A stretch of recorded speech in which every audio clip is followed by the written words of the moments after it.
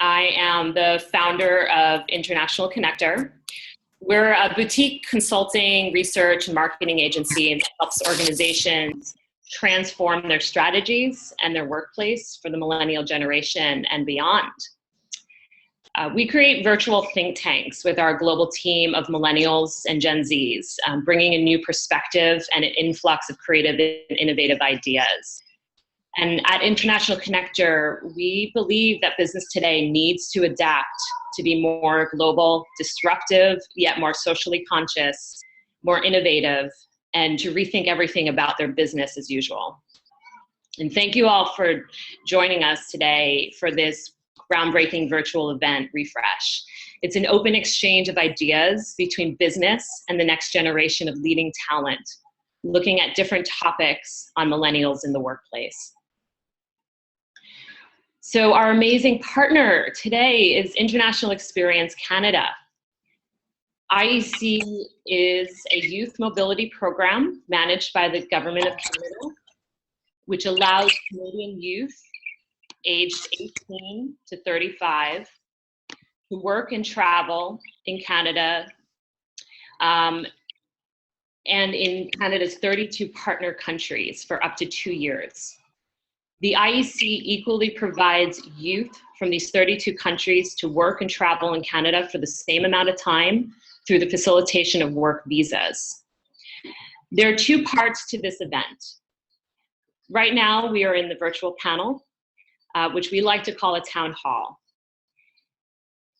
This is a conversation between a select group of business leaders and next generation talent, globally based.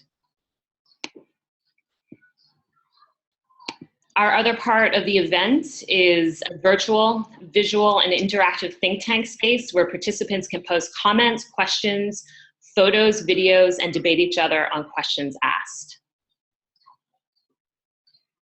Today, we'll be looking at how a globally connected world is changing the workplace.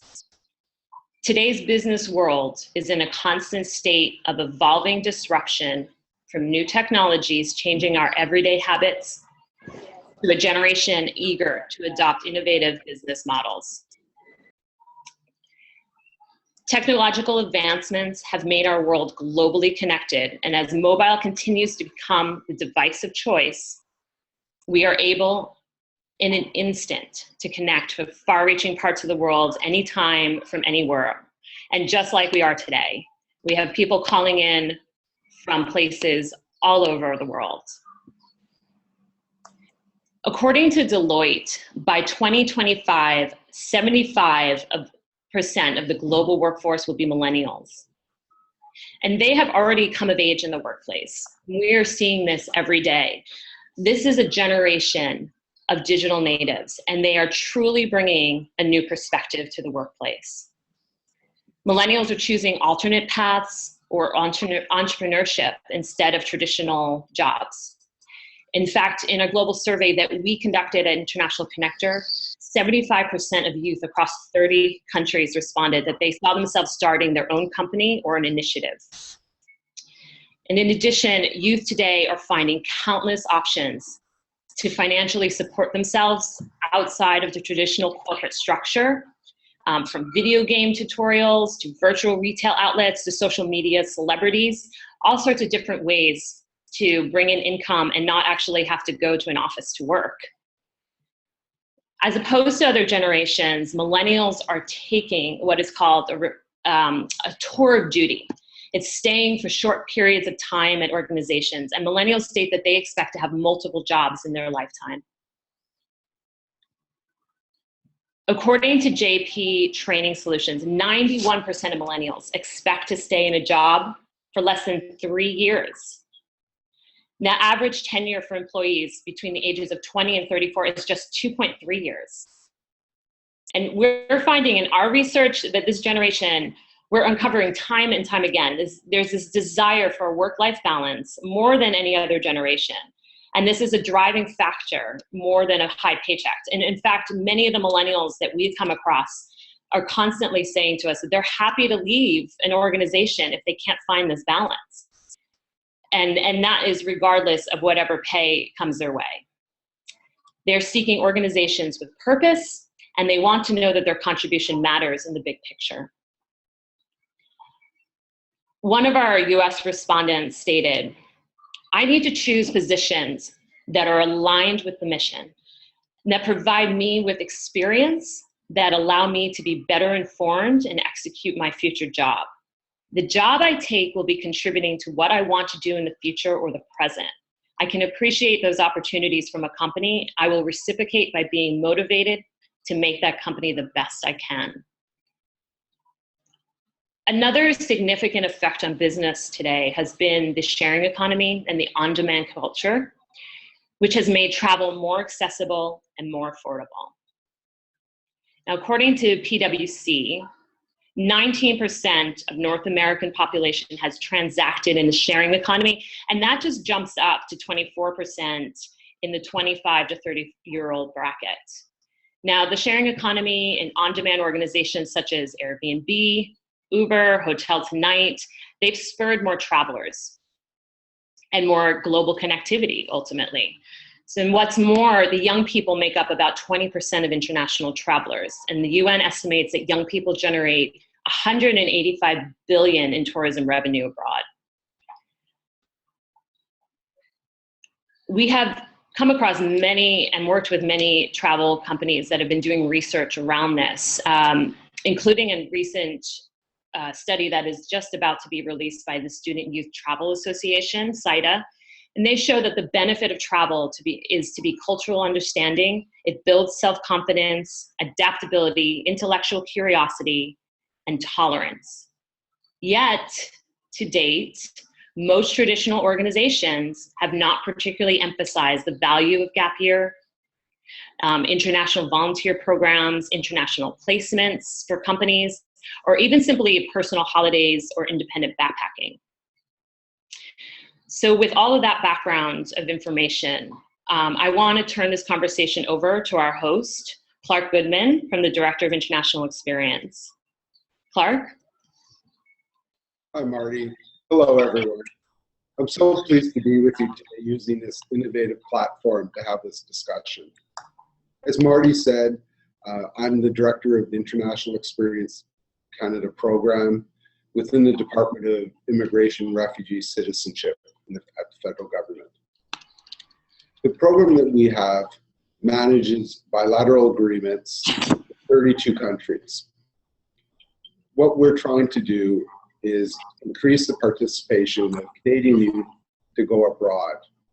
We know that in many countries, taking a gap year, going abroad, doing a walkabout, is an important part of a youth's experience. Marty alluded to some of the research that's been done in the past that supports the acquisition of global competencies, and that's something we really believe in. On a personal note, I believe in this so much that in the last year, my daughter went to Europe for a while with her high school, and last summer before starting at Carleton University here in Ottawa, my son spent a month in Asia.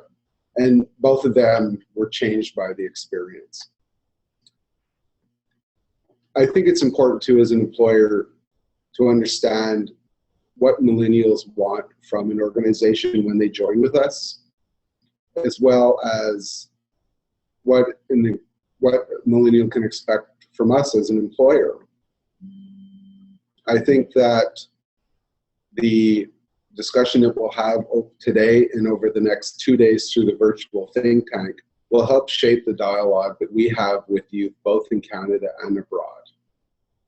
Our program, we believe, is vital to allowing youth to gain these global competencies. We know that many of the youth that come to Canada help build bridges between ourselves and their countries and their cultures, and that's a very important part of what we do.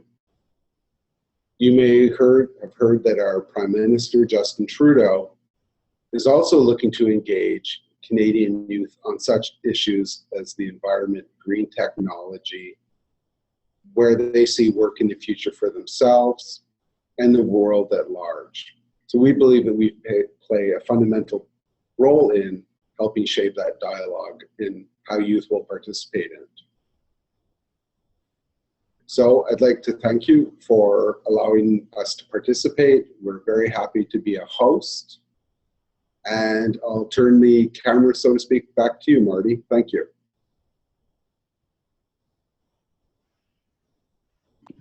Great, thanks, Clark. It's great to have you here. IAC has been an incredible partner for us. So the group today is significant in numbers, and it's drawing attention to the importance of this topic. Our group spans large Fortune 500 companies to smaller organizations, to intergenerational, to multiple ethnicities.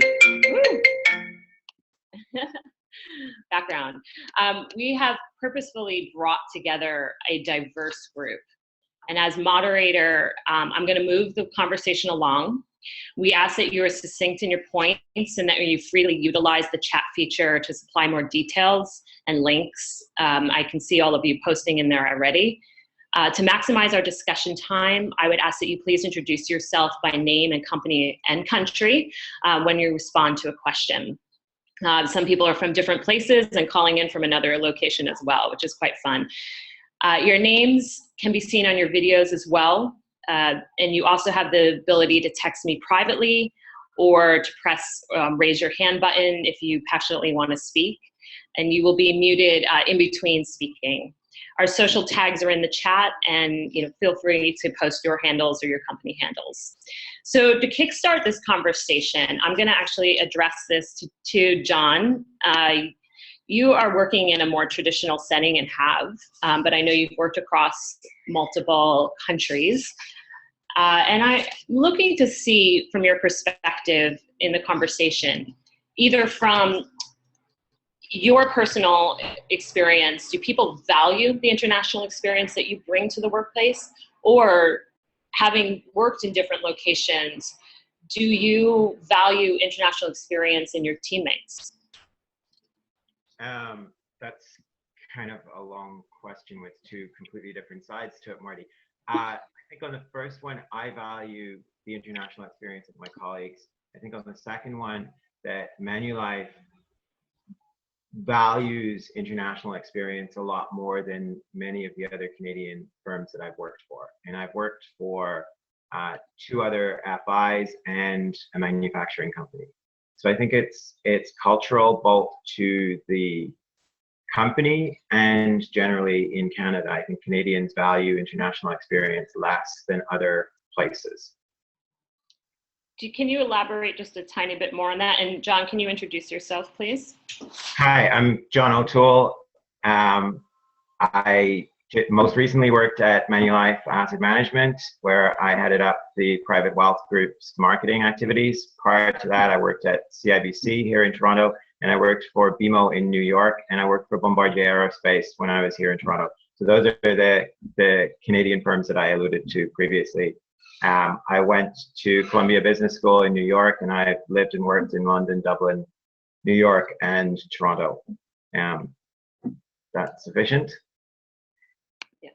Okay, so to elaborate on the other side, I think that other countries, generally speaking, and specifically Ireland, England, and the United States and Australia, value international experience of people more than Canada does, and appreciates more people who went abroad to get either experience or education than Canada does, generally speaking.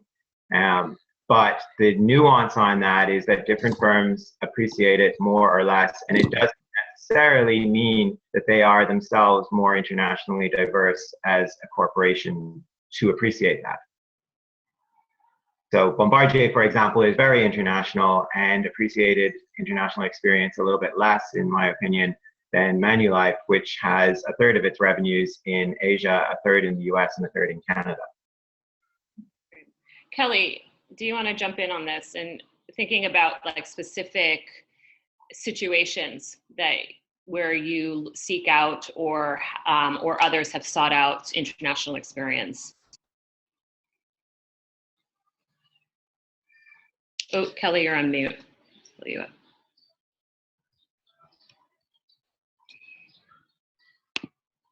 Hold on, Kelly. We're just unmuting you. Okay, I should be unmuted now. There we go. Okay. Kelly Max, I'm the co-founder and CEO of Hoff in the United States. We are a talent management firm who drives or thinks to really develop the modern human resource world of the corporate America and the world.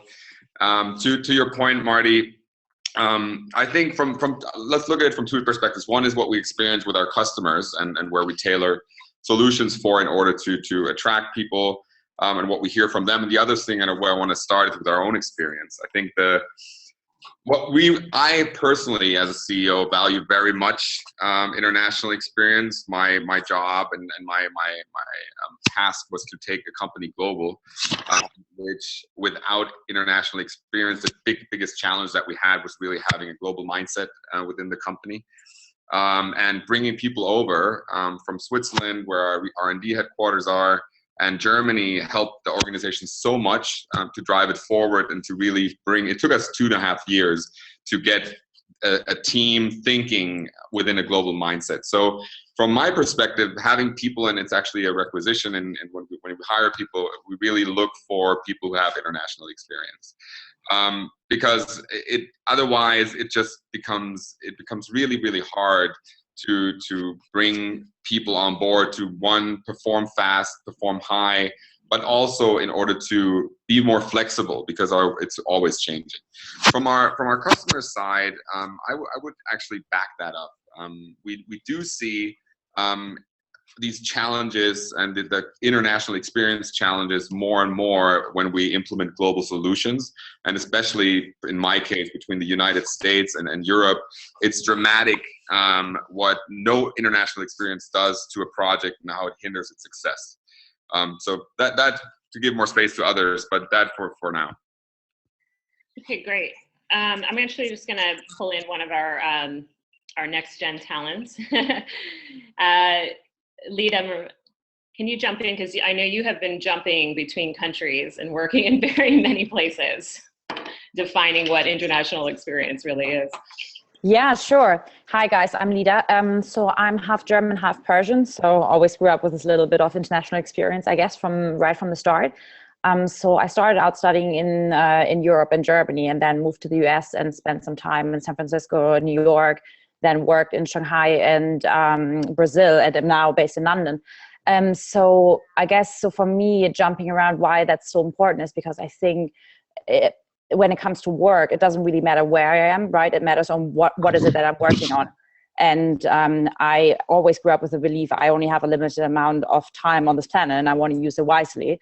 So I want to be working on something that I care about, and I want to create something I can be proud of and that is good for this humanity. So I will go wherever the best opportunity for that is.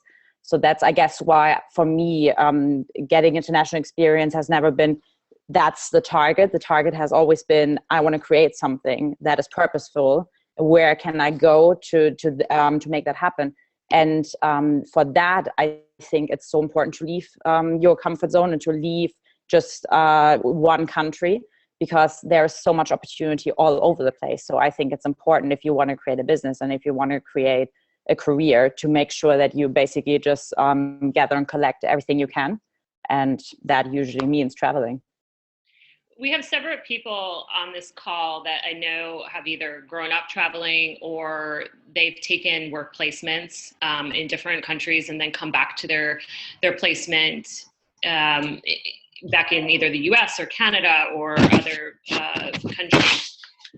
I'm going to have some of you guys jump in as you see appropriate in the conversation. So feel free if I'm not addressing it to you. Rajesh, I hope I just said your name correctly. I've been practicing. I know you've spent a long time traveling, and I'd love to hear from you. Excellent. Hello, everyone. I'm Rajesh, speaking from Brazil. I'm the co-founder of the Money Institute here in Brazil. It's an institute that prepares next generation talent to work in the social sector and to have a career of meaning and impact. And yes, similar to Lida, I grew up in both Paraguay and Brazil, and I'm half Colombian, half Indian. And one element that we really look in Money when we hire talents for our program, and also when we look for new talents within our organization, is more than the experience itself. It's a matter of a global mindset. So what do you take out of that international experience? What did you really learn out of that? Because the international traveling and being in different countries does not necessarily mean that you will be able to incorporate this global mindset into your daily work, into your approach towards the world. So there's a very interesting case of a partner of us. He had very little chance to travel abroad, and he's working with a refugee crisis in Brazil. And he has been researching so much worldwide, what does it mean, and talking to so many different people around the world, what does the refugee crisis means? And that really means a global mindset. You don't necessarily have to, and with all the technology that we have today, you don't necessarily have to cross borders to have and incorporate a global mindset.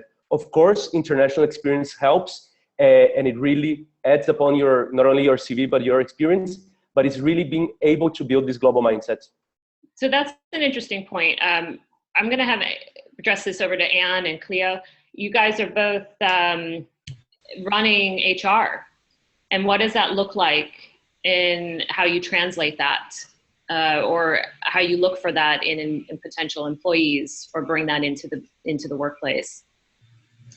Yeah, this is Anne Roby. I lead HR for StubHub in the US, and we're now just expanding globally as well. And, it's an interesting statement that Rajesh just made. I think that there's a skill and a will part to this, right? So it sounds like the individual that Rajesh is talking about is really from he has this will, which then leads to a skill.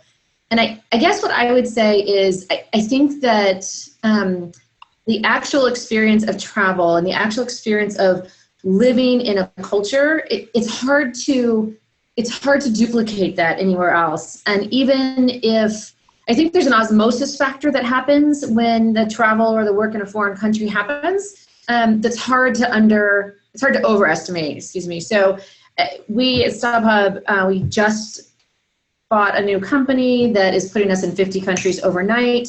And so this idea of people that know how to operate cross-border and understand what it actually means to live and soak in a culture is incredibly important to us. And as Rajesh said, I have not been practicing, I apologize. Having also just the skill and the will, even if you don't have that opportunity, is incredibly important as well. Can we Hi. Sorry. Hi, this is Cleo. I'm the head of people for Virgin Hotels, and I'm actually from the Bahamas, grew up in England, and I'm now living in the US. And I think actually it's a bit of a counterpoint to what Rajesh was saying, but what I've discovered is a lot of Americans go abroad and actually don't experience the culture there because they stay in their enclaves of this expat community. And I must share with you guys a link that I found to a fabulous definition of the difference between an expat and an immigrant.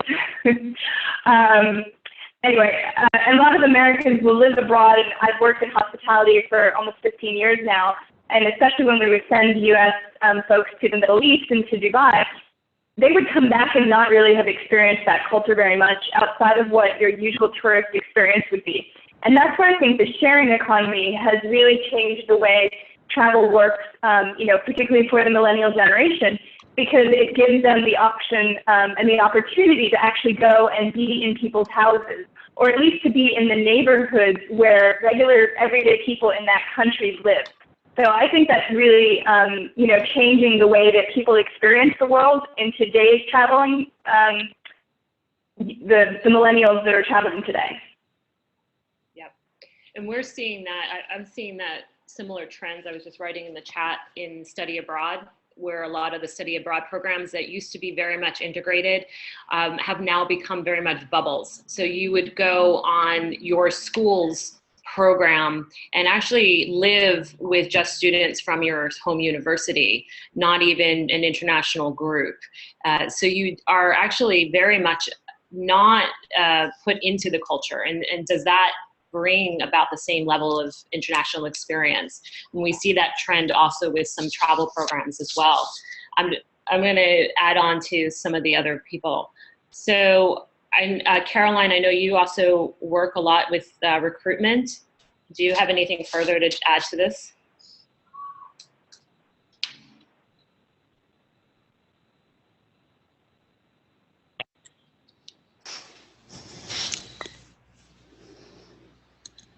Caroline, are you unmuted?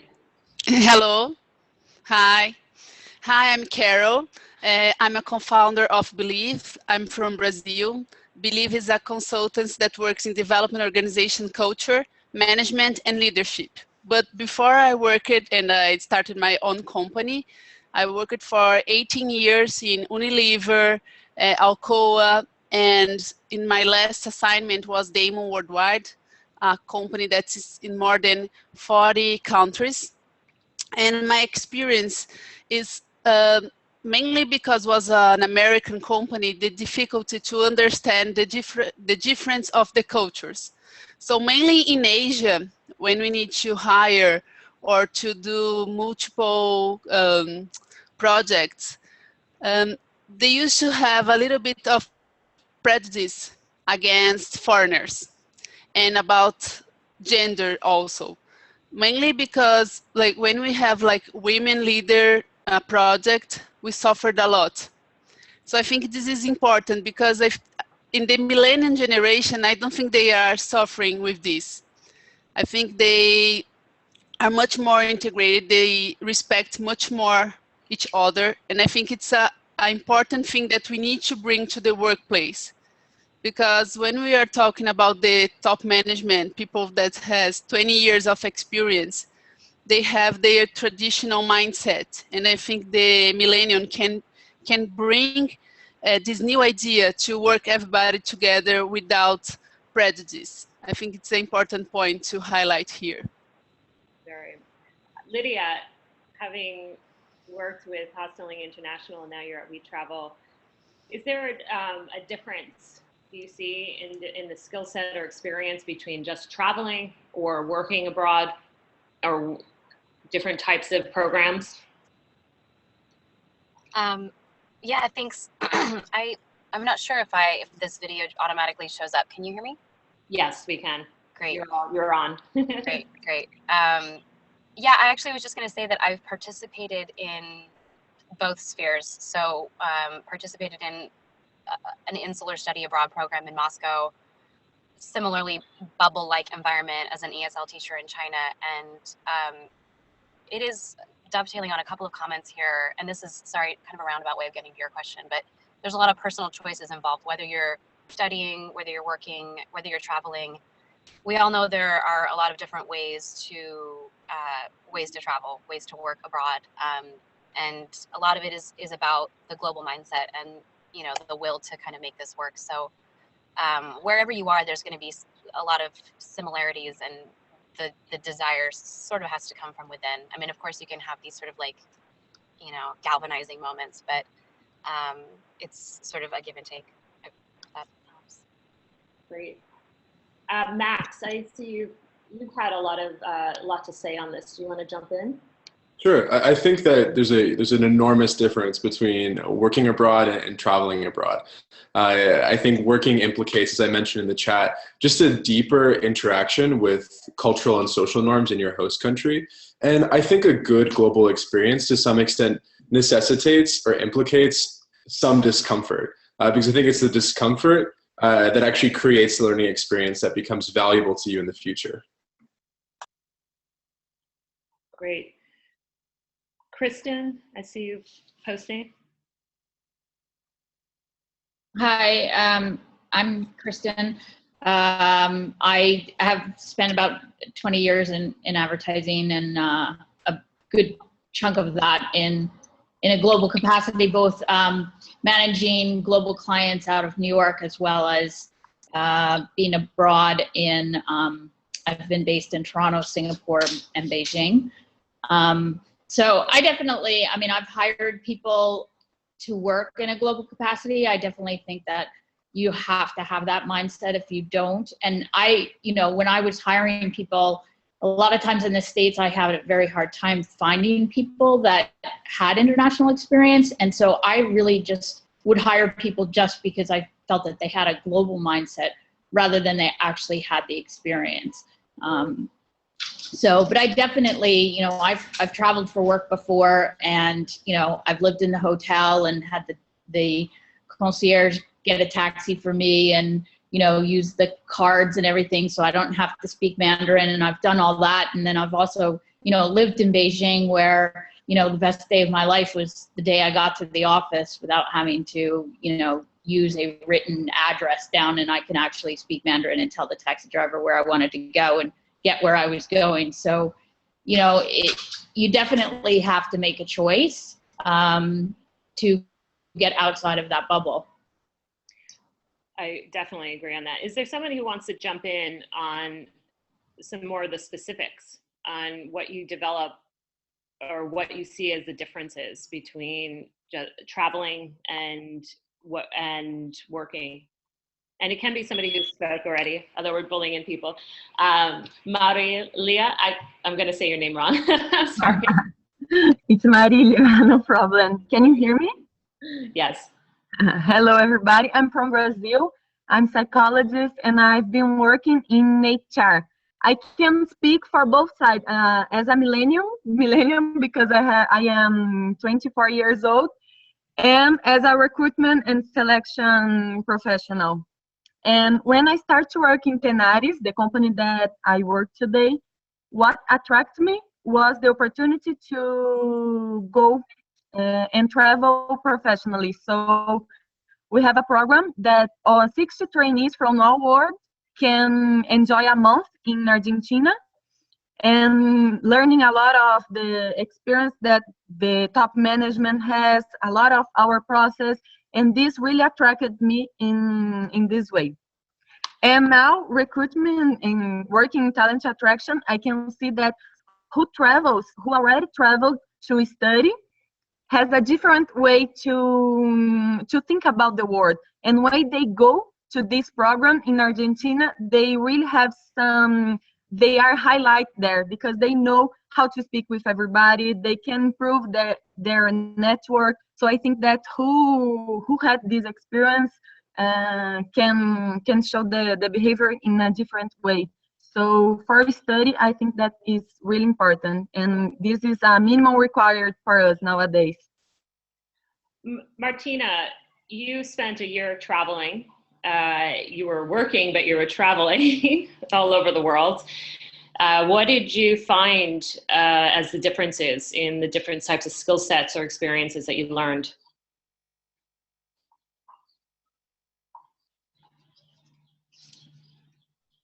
I think you're still on mute. There. Yeah. So just to be clear on your question, Marty, are you asking the differences that I saw in myself or the differences that I saw in the people around me? Very good question. I think maybe what you experienced or what you learned from the experience.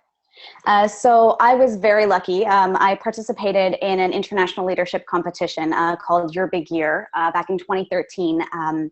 And I traveled around the world through 30 different countries, working with social entrepreneurs and environmental entrepreneurs on the ground that are working to make meaningful change in their communities. I came into it having a legal background, which by its nature is, I hope I don't offend any lawyers in the room, but quite rigid and regimented. And that was my mentality. I had done quite a bit of travel when I was younger, but I still maintained a very closed mindset about how things should work. Part of the reason I threw myself into this experience was because I saw a necessity in actually cracking my own mind open and seeing the world from many different perspectives.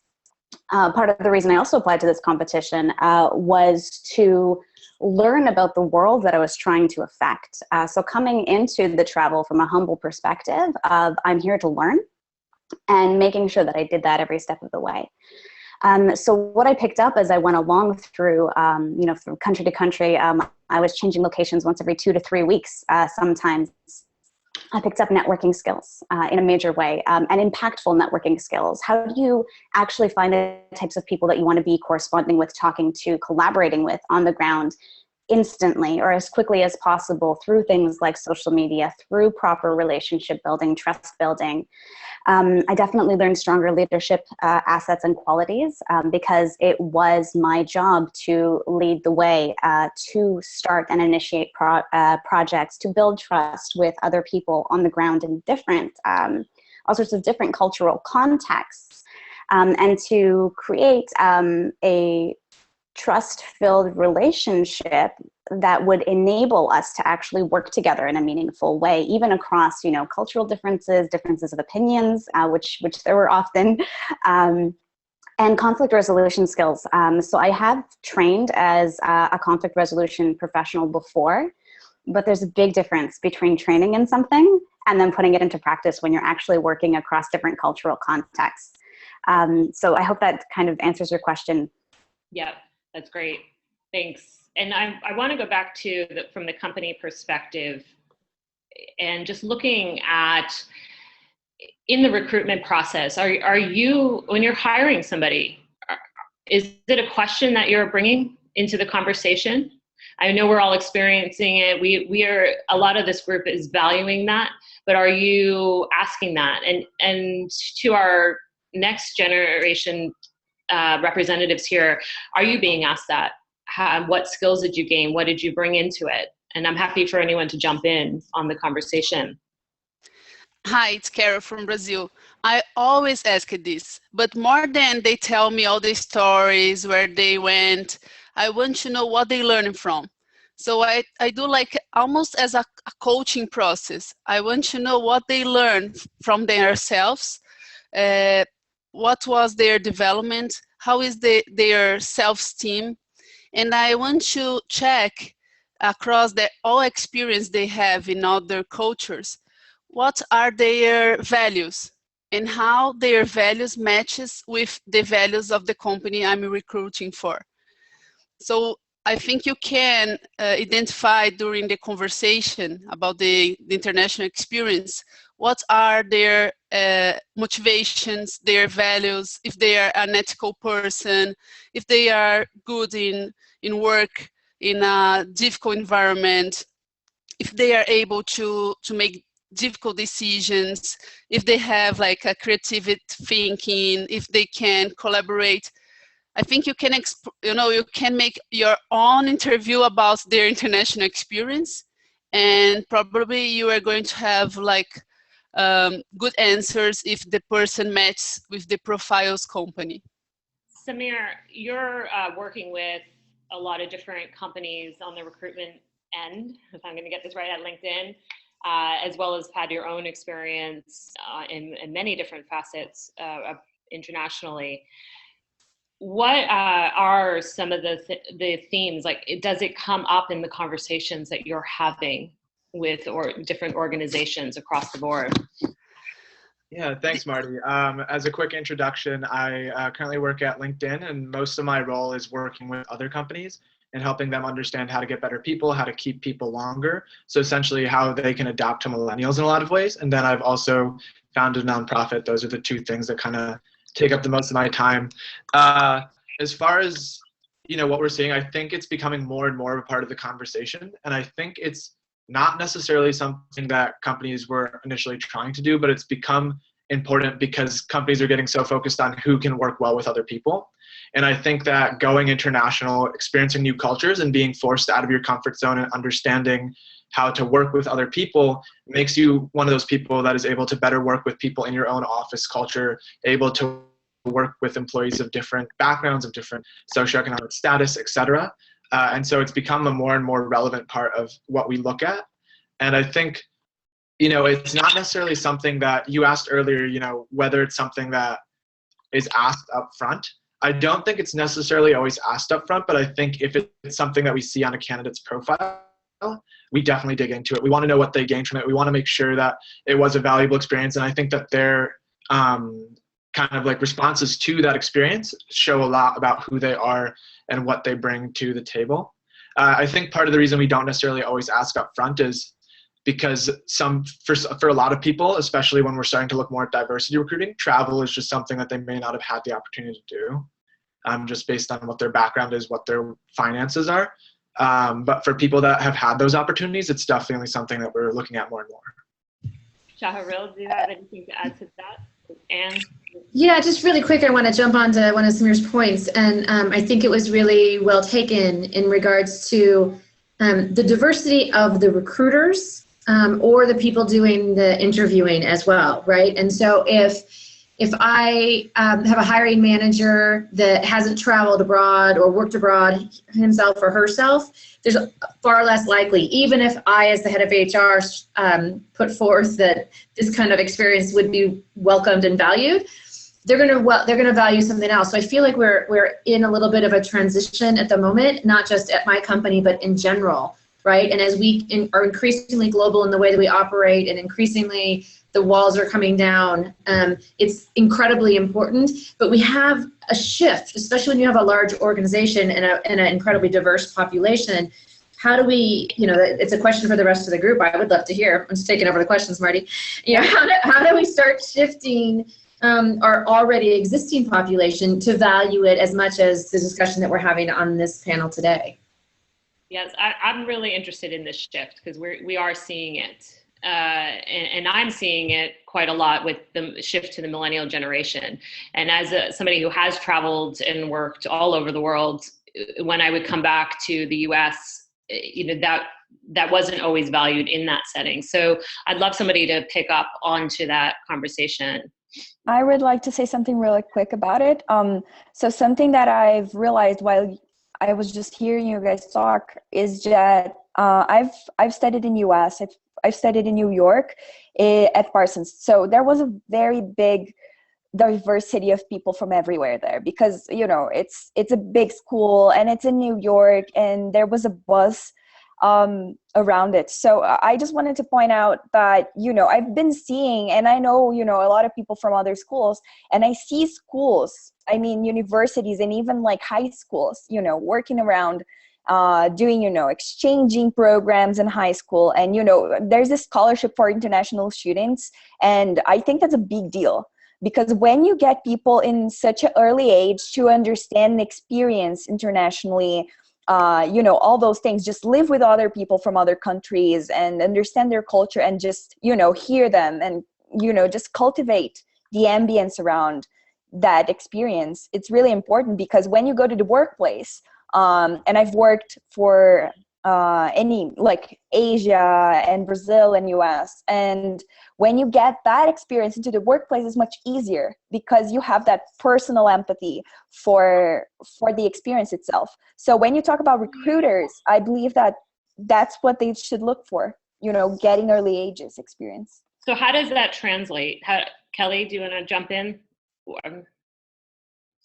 Yeah, go ahead. I just wanted to add something by listening to everything and by my own experience growing up in Germany 27 years and now living in the US for 6 years. And I think a little bit earlier to the point, I think what we're all talking about, what it actually does is it raises the level of, it increases emotional intelligence. That's the biggest thing that I've experienced. One in myself, I think I'm generally an emotionally intelligent person, but understanding different cultures and to the point between work and travel, I just wanted to mention that there's a really big difference in figuring out problems together in a different country with people or creating solutions or ideas. Because you go much deeper into how your DNA is structured. If you travel, you go. It's like small talk, right? It's like really drinking beers together and going around seeing the fancy stuff. But it's small talk on an experiential level. And if you really work in a different country, the level of emotional intelligence raises, right? It goes up, and you can actually, because do people ask that in interviews? I think you can tell. Like I can tell if somebody, not per se all the time, but you get a feeling how somebody's interacting with you and where they're coming from. And I think when you tie these things together, I think they have a really, really big correlation to each other to add up. So I just wanted to make that point. Lita?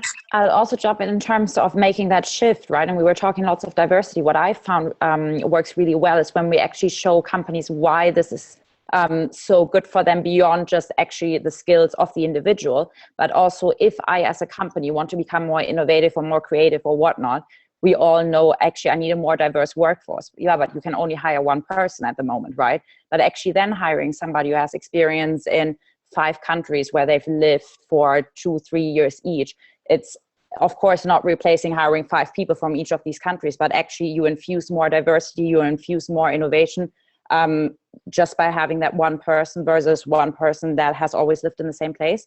So what I've found really successful actually is when we helped companies start their innovation hubs, to say then let's hire people that by themselves already are very diverse, right? So I think that might be a way of how you can make that shift. Shaharil, can you, do you want to jump in there?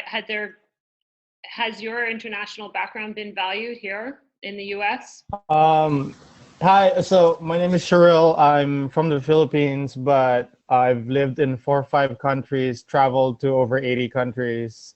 Well, at 80 right now. I'm at 80 right now. Anyways, yeah, it's made a really big difference when my experience when people actually do talk to me. I mean, especially that EQ point, I think that's probably the most important thing, because I tend to understand certain cultures better than other people can during conversation. And I feel that's really valuable, considering, for example, I used to spend a lot of time in Peru, and we always knew business trips were never 5 days. It was always 2 weeks. It was because you have to get to know the family before they actually let you discuss business. It was never straight away. So whenever you would have to explain to HR and finance, like, hey, I'm going to be there for 2 weeks. Like, you better cover my 2-week pay. You know, it's 2 weeks. It's not a 5-day business trip.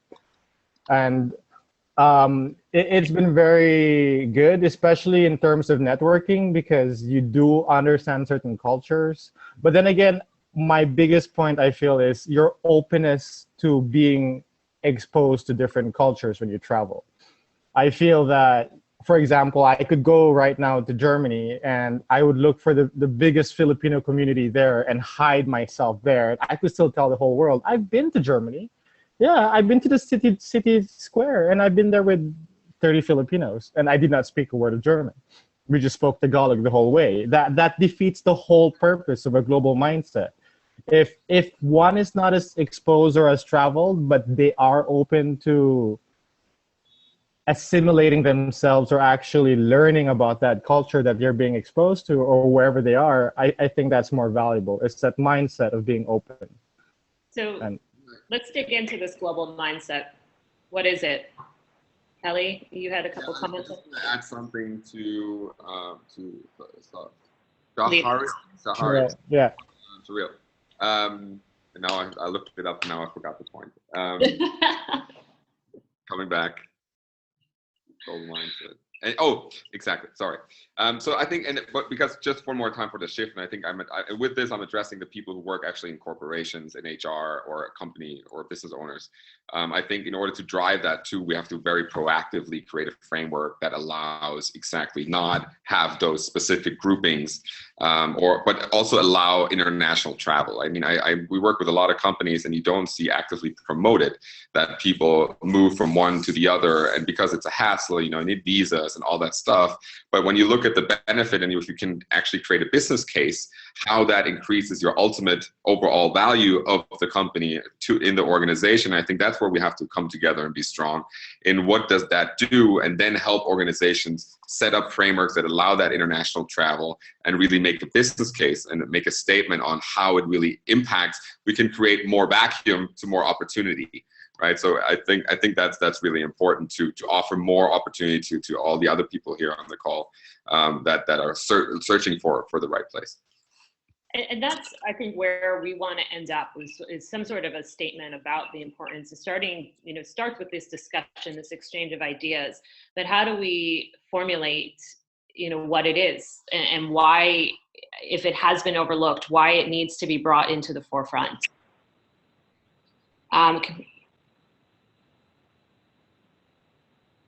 Who wants to jump in? I know, John, you've helped work with people that have come to Canada to settle there. And yeah. Go, sorry. No, go for it. Yeah, I've worked with TRIAC, which is a not-for-profit organization that helps new immigrants try and network into positions in Canada. And there's just so many difficulties that hit for people who come from countries that Canada hasn't traditionally had long-term relationships with. So if somebody comes from certain countries, they may be a qualified medical doctor in their own country, but it's not recognized here and they end up as a cab driver. And that type of stuff happens all the time, and people talk about it all the time as being sort of one of the difficulties. And this organization is set up to try and get people to be placed in similar to their previous roles. So to help them try and get their credentials recognized, and to try and help them to network into new positions, and to try and let them understand some of the social nuances and differences in things as basic as a CV. For example, a lot of Europeans put a photograph and a date of birth on a CV. North Americans think that that is like one of the worst things that you could possibly ever do. And so some of it is just cultural sensitivity and just conversations with people, and some of it is trying to introduce them to other people that might help them break through on it. I think one of the things that's interesting is that there's a lot more focus on companies now on diversity. And as a result of the focus on diversity, people are beginning to realize a whole load of things. I was at a Columbia alumni conference last month at the beginning of May. And one of the professors there made a point that she's been working on diversity for a long time. And that when you get homogenous groups together and to work on a problem, they think that 70% of the time that they've had a really great solution and that it's worked really well. And when you get a very diverse group of people together to work on a problem, they think in something like 40% that they worked well and that they got a good and valid solution. But when the solution is actually known and it's something that they've put in test processes where it's like one or two ideas are the better ideas and it's a known and accepted fact, the diverse groups that thought that they didn't get on produce the right answer way more often than the homogenous groups.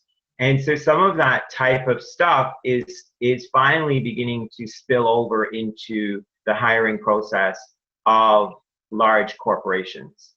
And I think that that's important, and I think that it's one of the reasons why companies are beginning to value more and more international experience, because as one of the earlier people said, if you can only hire one person, but you can hire one person who's had multiple exposures, then, you know, without sounding like you're ticking 5 boxes instead of one, you're hiring that person because you believe that they can bring other values and other skill sets into your group. So John, I'm going to now pass this on to Sebastian, who's also working in a little bit similar settings to you as well. Sebastian, I think you've called in. I'm sorry, I'm joining call a bit late. So apologies, I had some technical difficulties, which is certainly a topic in today's millennial world, right? I need to be able to access Google Hangouts, but nevertheless, here we are. So I really enjoyed the conversation thus far, and I just wanted to maybe share with you some of my perspectives both on a personal level and also on a professional standpoint. I head up global recruitment for Associated Foreign Exchange. We're a global payments and risk management services business. And I joined the company really in a startup phase, having a bit of an international background myself. I grew up in the UK, lived until I was 18 in Switzerland, went to the US, and then came back to Switzerland to start off with Apex there. But I would say my experience in actually recruiting people for the company has really allowed me to, I guess, show my international profile, and it's been valued within the company. And I think there's really kind of two reasons to that. I mean, first off, our business is about international transactions and foreign exchange. So as a result of that, we're always dealing with counterparties and also clients that are working internationally or internationally based. Secondly, we are a global business that is quite nimble and still in a startup phase. So we can go into international markets. We've, for example, recently opened up markets in Indonesia, in Spain, in Italy. We have presences across APAC, EMEA, and North America. And as a result of that, I think because of, I guess, our profile of a company and also our reach as a business, international experiences as well as international culture has been very much valued. I would say, I mean, it depends on the company and also depends on the industry segment that you operate in and also the size of the company as well. For example, we employ about 400 people across 20 offices in 4 continents. So it's hard not to have, I guess, some exposure to internationalism through just our employee workforce or through the managers that you work with. And it's something that I actively interview people on. Having an international mindset is not only good for the service that we provide, but also for the culture that we've created within the company. So I'm happy to speak on that. It's a really interesting conversation, by the way, so I'm glad that I could join it. Rajesh, I see your hand jumping up. No? Okay. I was curious to dig in. Kristen, you come from more of a creative field comparatively to some of the other fields that are on here. Do you see any sort of different perspective from that? Well, as I said in the chat, advertising agencies are really structured based off, and they're a reflection of how the clients are. So with global companies, and I find that there are some global companies that are much more centralized, and so where the headquarters knows more about what's going on in all the different markets, and then there are other companies where it's very decentralized, and they have no oversight at the headquarter level what's going on. And so the agency was always structured similarly to that, with, depending on what account you're working on, whether or not, you were having a very sort of global perspective on, and being centralized or decentralized and doing that. But I think, I always thought that, one of my roles at the global level in New York was to share best practices and learnings across markets. And I think that even if you're not working on a global account, you were able to share those, you could learn so much from stuff that was going on outside of the US, and look at different ideas and different creative things. And I think it just it improved the overall work of what you were doing. Chris, we haven't heard from you yet. Do you see differences being a millennial in the workplace in terms of our conversation that we're having today? Are you more globally connected than maybe some of the other generations in your workplace? Video, I'm not sure what's going on there, but can everyone hear me? Yes. Okay, good. Yeah, sure. I think as a millennial, you get brought up with a lot more of a variety in terms of culture, in terms of types of knowledge, types of information, types of people. So you are generally much more exposed to difference. And you are, as a result, a lot more open to difference and trying new methods, and at the same time, I suppose you're a lot more wary of taking a route that's predetermined, or a very, I'd say, a one-dimensional route, a linear route, in other words, which is kind of typified by the traditional companies, traditional organizations, which has worked for years and years, and which is great. But I mean, things are changing, obviously, and we see that a lot of the digital era, a lot of startups and smaller companies taking over the bigger companies. So there's really a need for this kind of exploring different ways of going about business, and I think that is the difference that. The millennials, millennials are much more open and ready to pursue or explore those routes. So I'd welcome companies to to introduce millennials to their kind of strategies, to get that kind of perspective. I'd like to jump in there for a second, because I sometimes get the feeling that it's almost portrayed as the millennial, the beautiful, open-minded, we love the world kind of person, and the older generations weren't that open-minded. I don't really think that is true.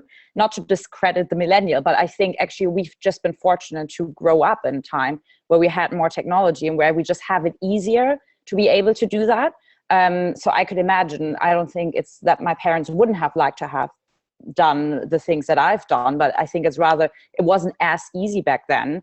And I think now that it's become that easy, well, they have kids, they have mortgages and so on. So even if they now want to, they can't just like us be like, oh, well, I'm going to go here for a little bit and I'm going to go there. So I would just like to say it's possibly not just a characteristic of the millennial. It's nothing that has changed evolutionary with our brains or whatever, but I think it's also the environment, right? Like the technologies are there now, it's just much easier now.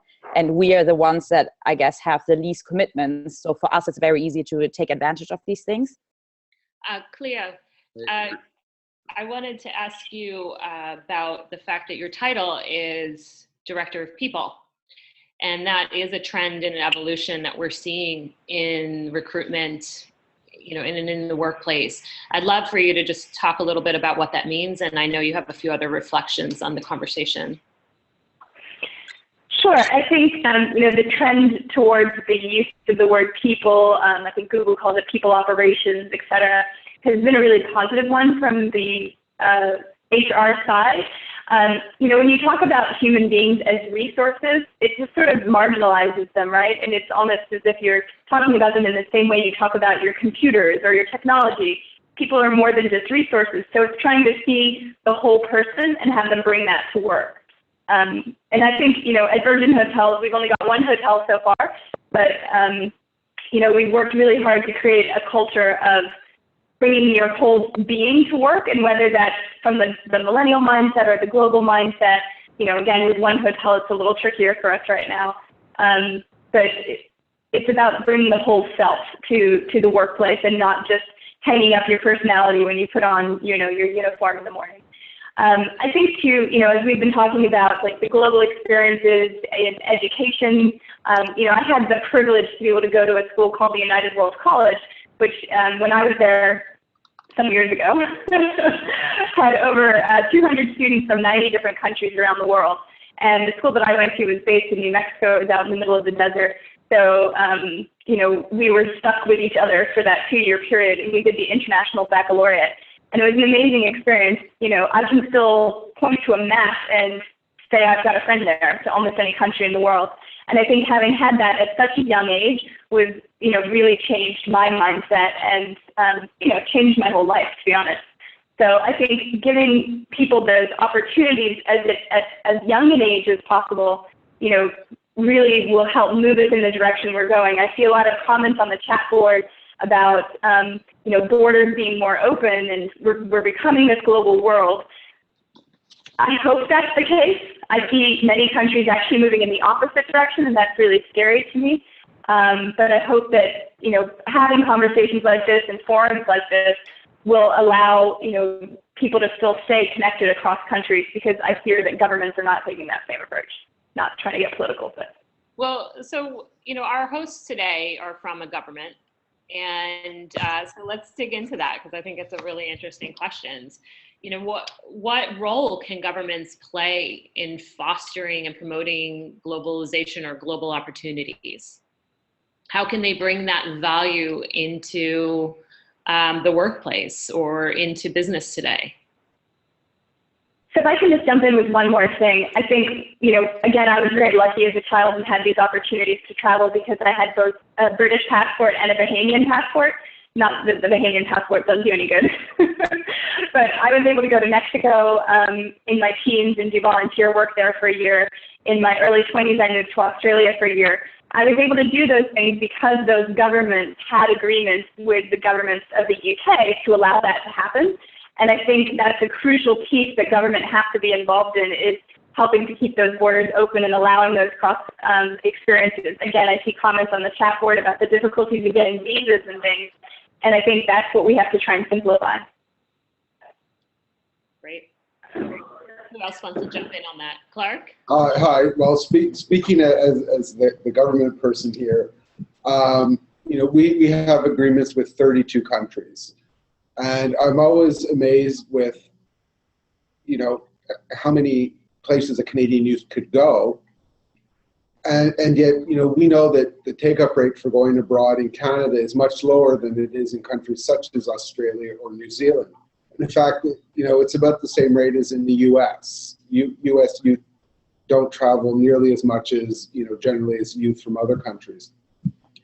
So, we look at it, yes, we want to be on these forums. We really appreciate talking to the youth that we really want to market directly to.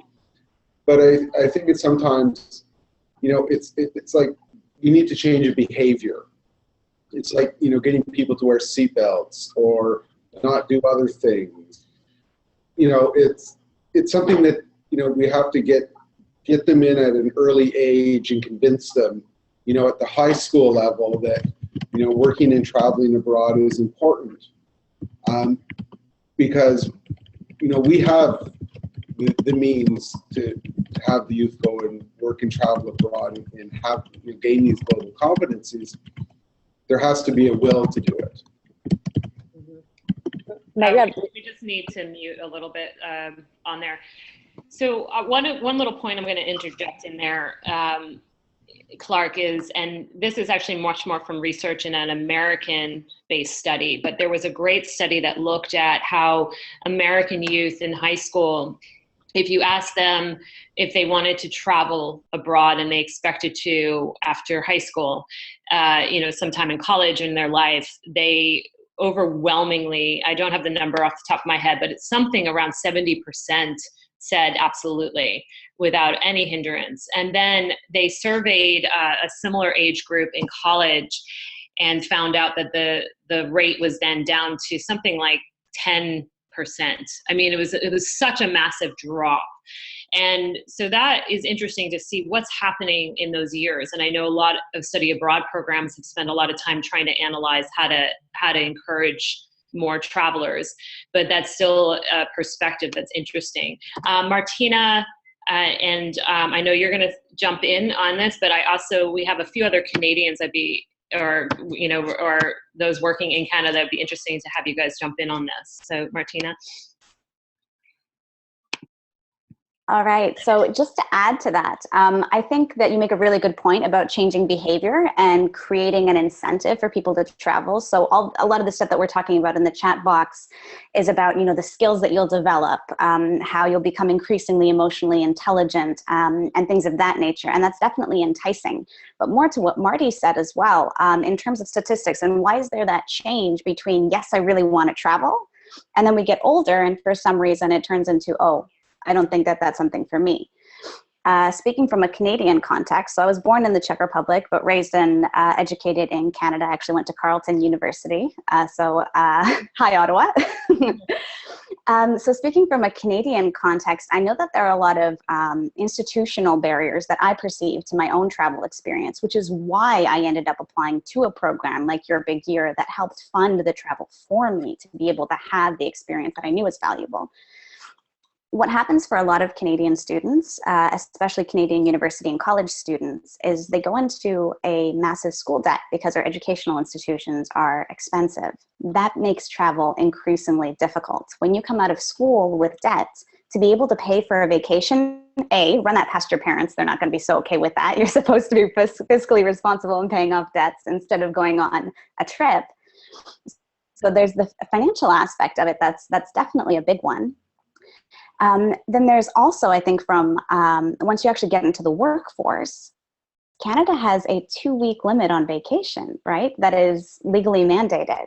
Whereas our counterparts in Europe have almost 2 months of vacation, which would make a huge difference in terms of how much people are actually able to travel. If you have more time off work, it's easier to say, I'm going to take that time to do something that is, more in line with travel and to go further. Canada and North America, to get to Europe, it takes 7 to 8 hours. It's a lot of jet lag. So people aren't really, I don't think, considering, taking that at almost an entire day to travel somewhere, and then you only have 2 weeks off. So you're already taking 2 weeks out of your vacation just to travel.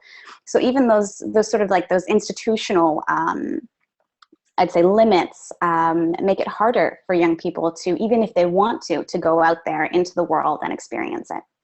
So I'm looking at some of the chat stuff that's coming up, and I want to highlight a point that came in from Anne. I'm curious because, of course, what we're trying to do is to uncover where the barriers are, what's holding it back. How can we make this more interesting for employers? How do we articulate that? What do they get out of this? because ultimately, you know, we're talking about financial barriers. Companies are going to have financial barriers, even if they are a top 5, you know, Fortune 500 company. But how do we show that incredible value of this and bring that forward? And I'm gonna get to everybody on this. So I see some hands. So Lita, do you want to jump in? Sure. I mean, having worked as a consultant lots with companies, right, on strategy and culture, what I always find does the trick is to listen to, well, what do they think they need? What do they think they should be spending the money on? And then making them understand that actually by having a more global workforce, by having people getting that experience, that's what they get.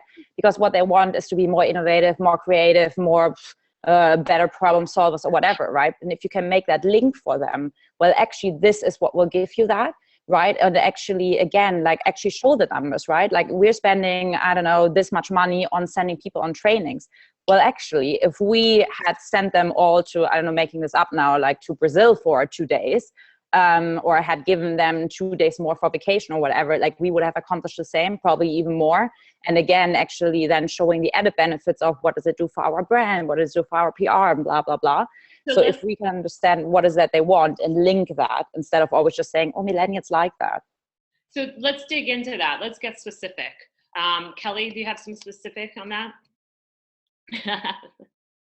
Yeah, I think, well, we're looking really deep into how you can create an ROI how you can make an ROI calculation for this scenario. And because one, I think it's crucial if you look at how much time is spent on product development, on consulting projects, which is dead time. People come together, they don't understand each other because they don't have international experience. They talk past each other. To revamp that, it's a major business case. Like the money that we can save, and in order to become more efficient and ultimately more productive, by gaining that, by creating that value is tremendous. And I think it's a bigger discussion. It's definitely something where people here in the room would have to come together and do a workshop, because it's not easy, right? It's not, in order to calculate how many minutes of a meeting with how much average salary you have in your organization are spent wrong because you don't understand each other and you don't understand cultures. It's not an easy calculation, but it's also not that hard. So in order to do some specifics, I think what we have to do, and I'm happy to also facilitate that a little bit, not now, but after that, is to create a concrete ROI calculation, and how much money is wasted in a company today by not offering a small, and I'm telling you today that the amount of what we could invest to just increase international experiences by 10 to 20% is so much smaller to the waste of money that we spend all the time by cultural indifferences and not understanding each other. Max, I saw your hand. I think on the flip side of the coin, from the other perspective, there also needs to be like really concrete advocacy efforts towards governments to improve labor mobility. Especially for young people who are already trying to be mobile in the labor, and who want to be, but who are perhaps restricted by visa processes. I'm sure that many of the folks in this chat are no stranger to that. And I think it's also about looking beyond the traditional places that people travel to. It's not just Europe. It's also places like Africa and East Asia and Southeast Asia. That are really interesting to engage with. And I think if governments take a more active approach on not just looking at the countries that are similar to us, I'm speaking from the Canadian perspective, but also looking at those that are different and recognizing that engaging more fully with those countries and those actors, it can produce really interesting results, I think is incredibly important as a next step. And I think that necessitates all of us here and folks from civil society, from the government, from the private sector, and your everyday person to actually have a conversation and make a recommendation that's taken at a global level, whether it's through the G20 or other fora of that nature.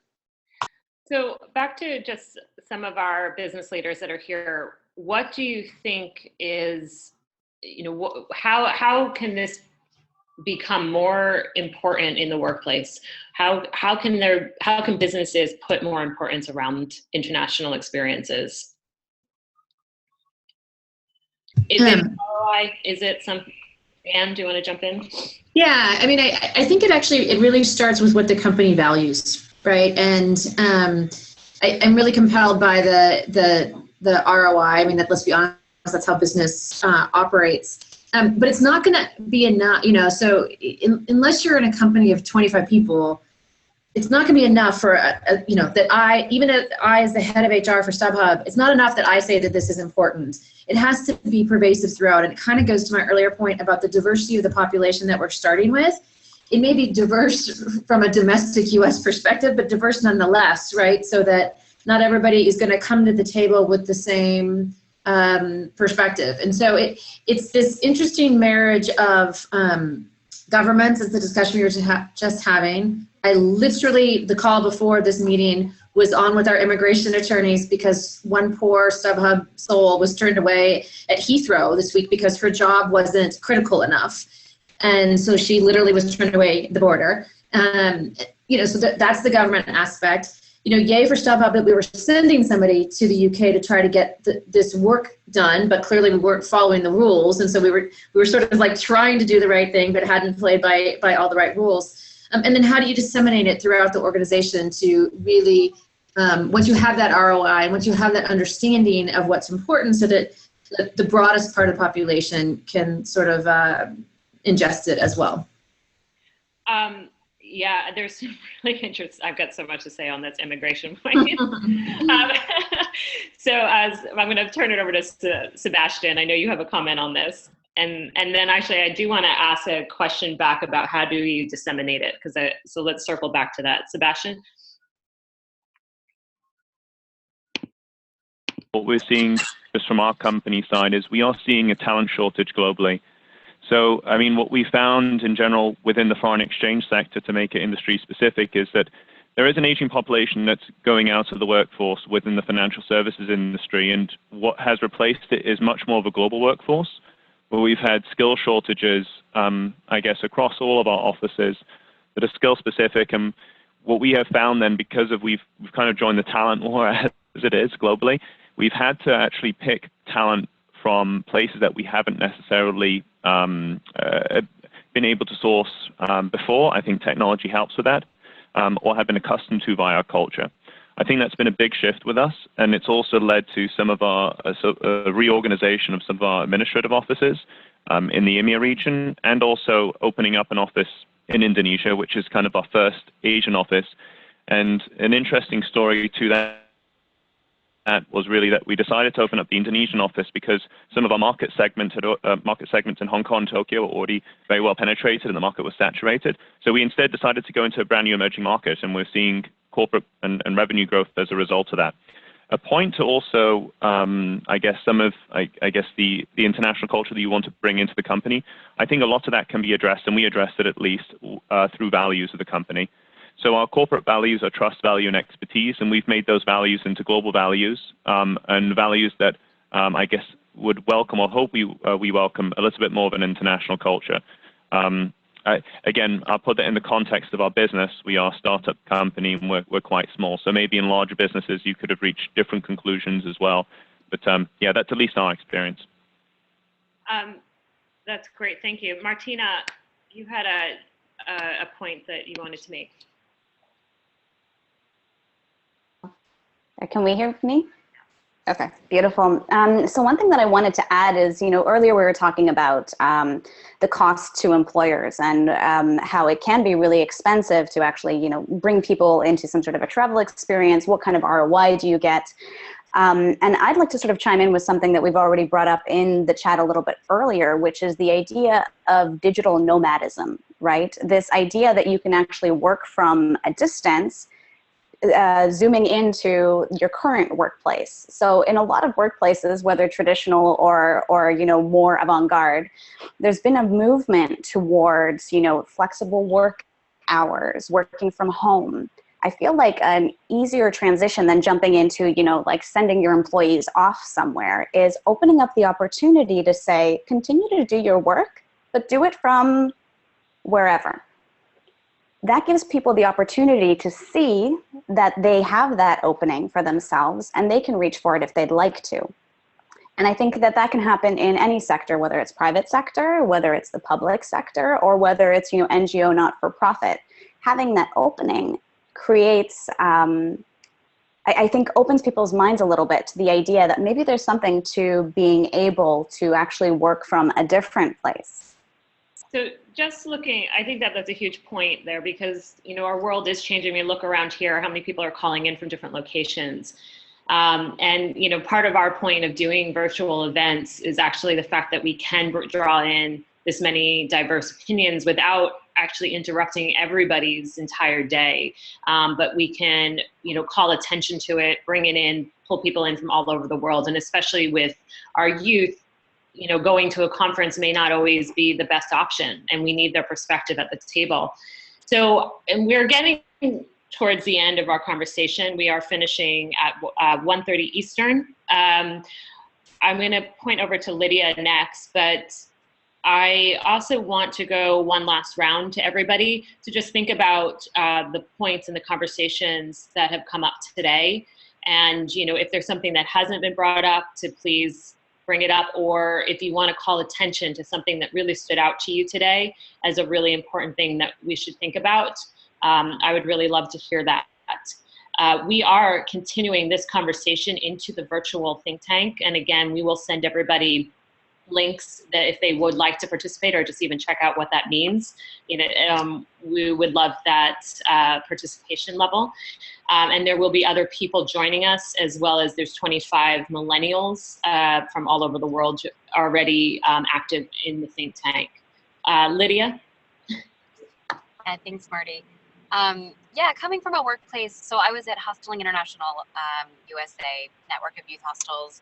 And one of the things, just dovetailing on Martina's comment about flexible PTO, this sort of digital nomadism, you know, for an organization that ostensibly was, you know, all about connecting people through travel, building tolerance in the world through travel, I think even we experience these aches and pains of, you know, being okay with remote work, having enough trust of your employers or of your employees to make sure that they're going to do their thing when they're working remotely. So for me, working on, you know, in Silicon Valley, more or less, or in that area, it can be really hard to remember that even within the US, we have so many different cultures, so many different approaches, so much resistance still to the idea of remote work.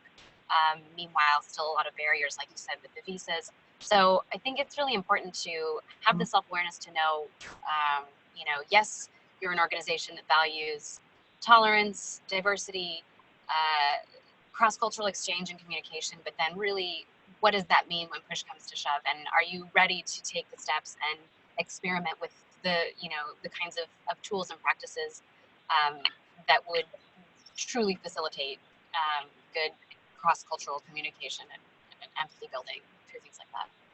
Great. Thanks, Lydia. And you're a perfect example today of working remotely for this call, so thank you.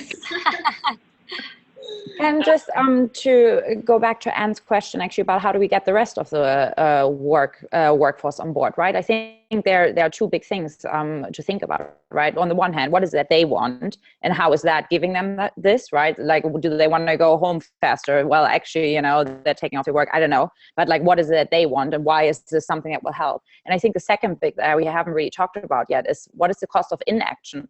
What if we don't go that way, right? Like, we will lose the best talent. They will either leave us or will never actually come here.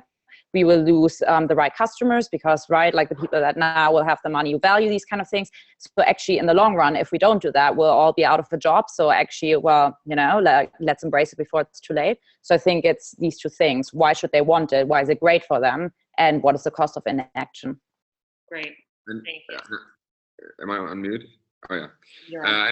Just 2 points I wanted to add, and I think that's important, is that we don't just look at it from a millennial perspective, but a full global scale, because no matter if millennial or Gen Xers, we have to create opportunities for everybody. We have to help create a program that helps people who are more within their habits, or that carry the burden, for us to be more flexible, as you said, to offer them the opportunity to travel as well. And last but not least, I wanted to encourage everybody to, even if it's a small step, but to look for opportunities to encourage other people and companies and programs, and keep working on it. I mean, there's this huge group already, and hopefully we'll be hundreds and hundreds who are talking about this. And the more and more we all do this, and we look and encourage and drive programs who have operations like I do, and really do this. Keep doing it, and I really enjoyed you guys. So thank you. I'm gonna Samir. Yeah, just a couple points. First, Kelly, I agree 100%. I think it's definitely the small things really add up, and just everyone encouraging people goes a long way. There's two things I want to bring up. One, a little bit of a different perspective. We've been talking about a lot from the HR, but before I was doing HR, most of my background was social impact. And what I see so much is people that really want to create transformative change in other parts of the world, but have never been to those parts of the world. And I think that's like a really great case study of, you know, why travel is so important, because I think it's so hard to actually create an impact somewhere if you don't understand the culture, you don't understand the people, you don't know their needs. And so many people, especially in Western countries, always try to do that. And I think that's something that I saw over and over that really showed me that it's important to be, you know, immersed in the places that you want to have an impact. And the second thing is we kept talking about how we can disseminate this culture of travel and the importance. Marty, at the very beginning of the discussion, you mentioned a tour of duty as like the way that employers should start thinking about it. And at LinkedIn, Reid Hoffman actually published a book called The Alliance, which basically outlined the entire concept of tour of duty, an employment exchange structure where you basically commit 100% to that company, and the company commits to helping you get to where you want to go next. So we didn't, in one question that I remember being asked in every single interview I had was, what do you want to do next? And it was crucial, not that that was, you know, being at LinkedIn forever, but that somehow LinkedIn fit on that pathway to get me there. And I think that industry leaders, you know, starting to talk about this more and write about it more, this top-down approach in this case might actually be something that works really well, because, you know, after you publish a few books on it, you can't not have that culture in your company. It's almost, you're kind of like upheld to it just because you put it out there. Thanks, Samir. No, this is great. And I would love to continue all these conversations. I hope we can bring it into the think tank.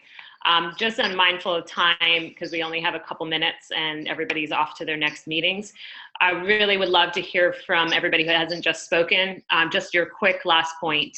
So I'm going to let you all kind of jump in. Maybe I can share a little bit from what we have been talking, that we have been discussing a lot about government role and also HR managers or hiring managers, but also I think it's a message for organizations from a very top level to get really creative on how they set conditions to really incorporate this global mindset. Right. Because it's and not to be stuck to their perceptions of borders and limitations that the government imposes. How can they be really creative about going a little bit beyond these borders? Great point. Cleo? Or anyone is ready? Sorry. Can I go ahead? Yep. Just to quickly say that I think one thing we haven't really spoken about much is collaborating with academia and scholarships like that. I'm on a scholarship. Well, I'm gonna get I've got a scholarship to go study in Canada right now, and then mean that I can go work in Canada. And similarly, that's with the CBIE, and similarly a scholarship for Canadians to go and experience or to go study elsewhere as well will provide the same benefits, I'm sure. Yeah, great point with the academia. Who's next that wants to, Max?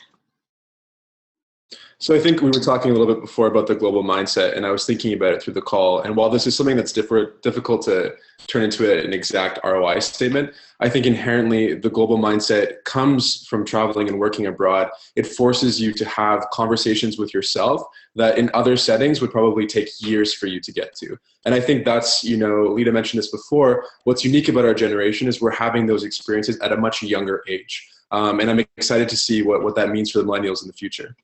Great. Anne?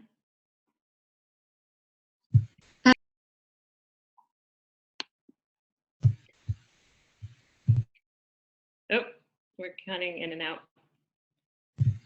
Let's just unmute everybody so we can jump in.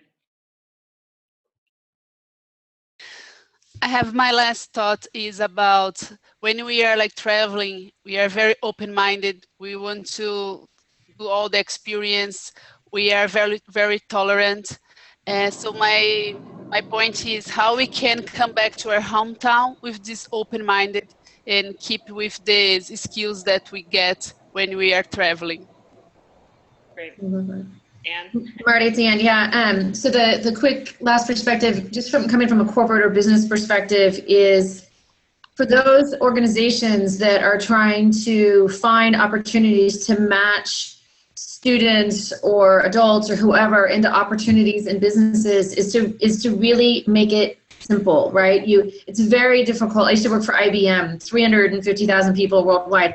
It's very difficult to get into that unless there's a marriage and a partnership between company and if it's a country sending folks in. So not just assuming that the arms are going to be wide open because there's an ROI, but really creating not only the value proposition, but making it easy for companies as well.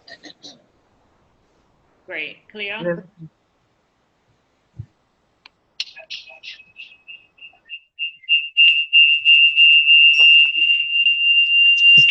everybody. We've lost one. The perils of having everybody unmuted. So, hi, it's Clark. Thank you for all of this dialogue. You know, if I put my employer's hat on, not surprisingly, with 32 markets basically ranging from Taiwan to Australia, Mexico, Germany, Ireland, having a global perspective on the world is important, obviously. Because as we market our program to companies and youth in all of these countries, I can't imagine not hiring people that haven't worked and traveled abroad, you know, in these countries or in general. So, I think being able to figure out what your return on investment or monetize that experience is important. But, as I've heard, intrinsically, I think you have to adopt that as a value within your organization, because I simply can't imagine how we would function without having, people that didn't have that experience abroad. Great, and we are mindful of everyone's time, so I know some of our panelists do need to leave. If there's a quick last point that somebody would like to make, we'll open it now. We can also put it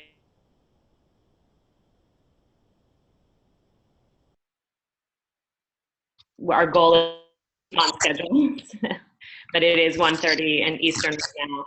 So any hands up for last point, Lita? No, sorry. I was just saying goodbye. I'm going to have to run. Thank you. Lita. Bye. Thanks, Kelly. Okay. I hope that, and Cleo, are you on? I am. I unmuted, sorry. I just wanted to add in that, I think it was Mark Twain who said something about, travel being the only thing that has ever really changed who people are. And I think that as we look to move into a more global mindset and we want our companies to be more globally focused, and just as individuals, we want that experience, to be mindful of that change that travel does bring to you. And I was adding to the chat that we used to do seminars on reverse culture shock, because oftentimes the hardest part is coming back to the people that know you and love you, and you've changed, but they don't see that change because they just remember who you are. So also figuring out how to be true to yourself even when you're back in your old life, I guess. Yeah. Very good point.